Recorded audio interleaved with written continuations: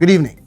With the Ghana Learning Channel's news and capsule for Tuesday, July 27, 2021, I am Kingsley Bryan.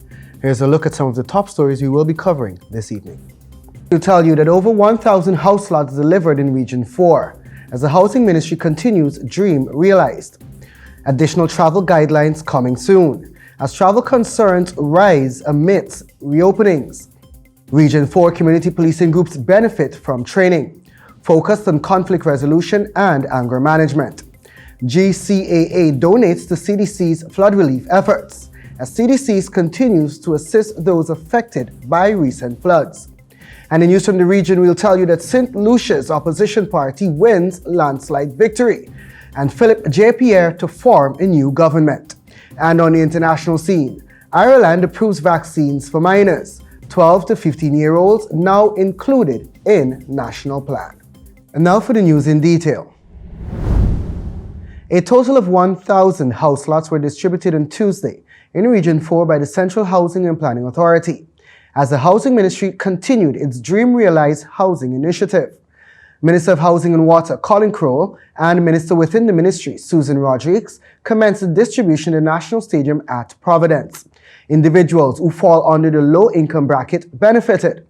Lots were allocated for Block 18, Plantation Golden Grove, on the east bank of Demerara. Recipients of the house lots expressed their appreciation to the government for the distribution exercise, noting that years of worrying have finally been quelled.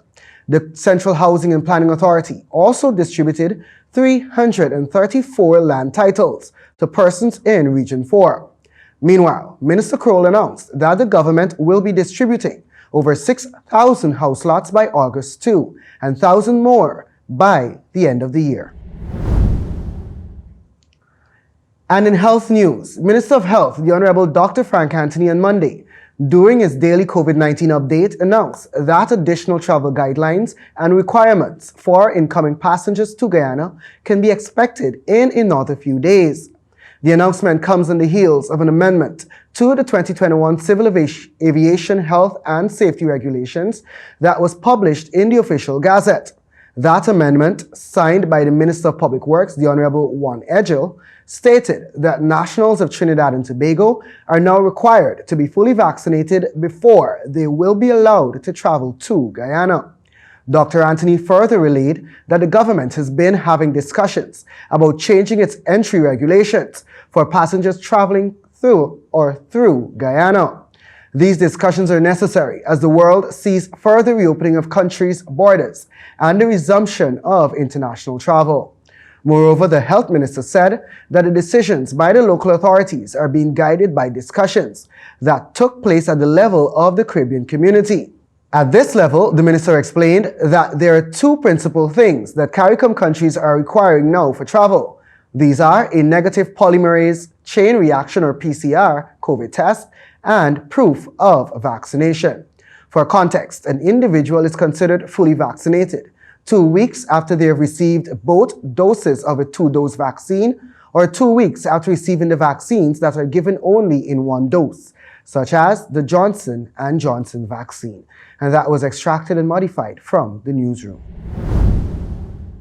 Also, members of the Region 4 community policing groups recently benefited from a 1-day training by the Gender Affairs Bureau of the Ministry of Human Services and Social Security. The ministry in a statement noted that the training agenda were topics like conflict resolution and anger management. Training on these subjects would no doubt help the CPG members to diffuse tensions caused by angry residents, the ministry said in a statement. The participants were reminded of the important role they play in their respective communities by Subject Minister Dr. Vindhya Prasad. Minister Prasad challenged the more than 60 members in attendance to look at how they handle matters in their own homes as they attempt to help others.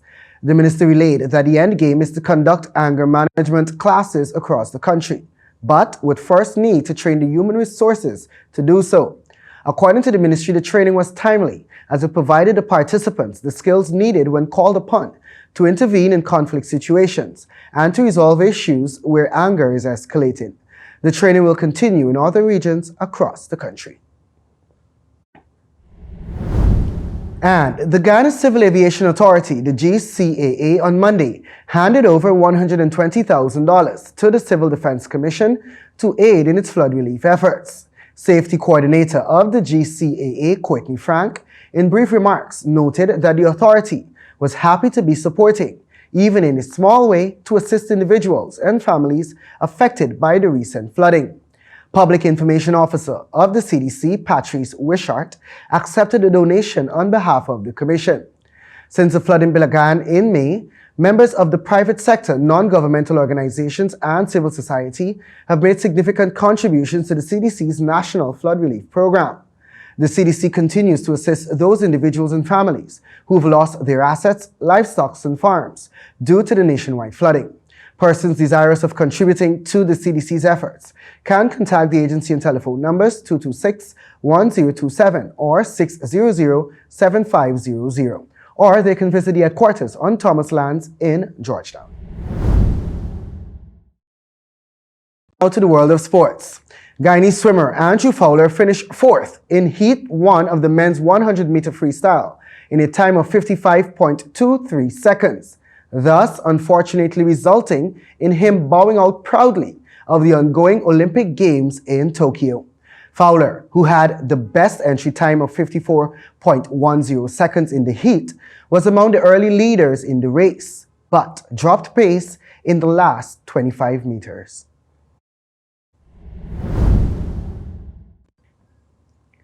And in news from the region, St. Lucia Labour Party, the SLP, won a landslide victory in the 2021 general elections.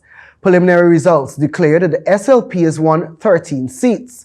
The United Workers' Party, or the incumbent, won 2 seats, and the last 2 seats went to independent candidates, Richard Frederick and Stevenson King. Frederick is a self-proclaimed independent Labour candidate, while King recently departed from the UWP. SLP did not field candidates in 2 constituencies.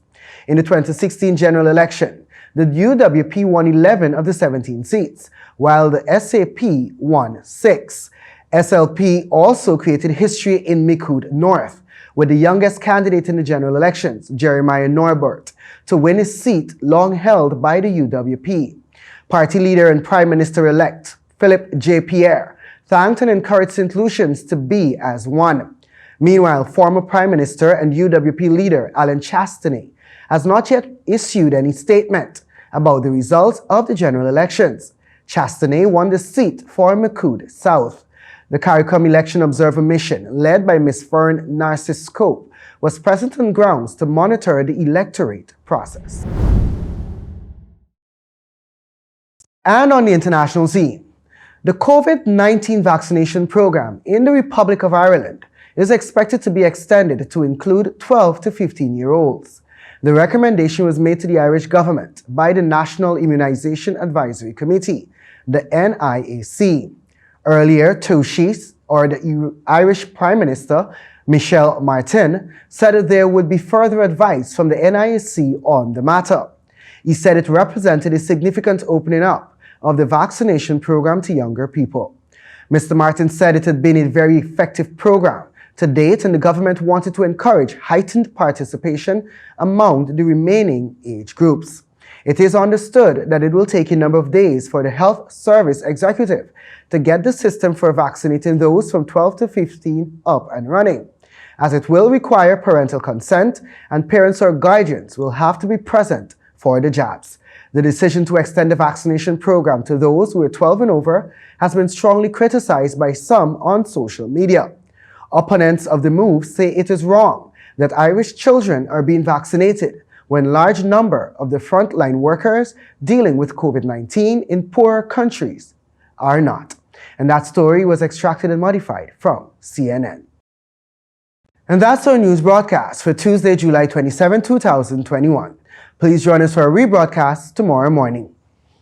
On behalf of myself and technical teams, thanks for watching. Please join us for our NGSA booster programs. Also, remember to observe the necessary precautionary methods to fight off COVID-19. We're all in this together. Have a good evening.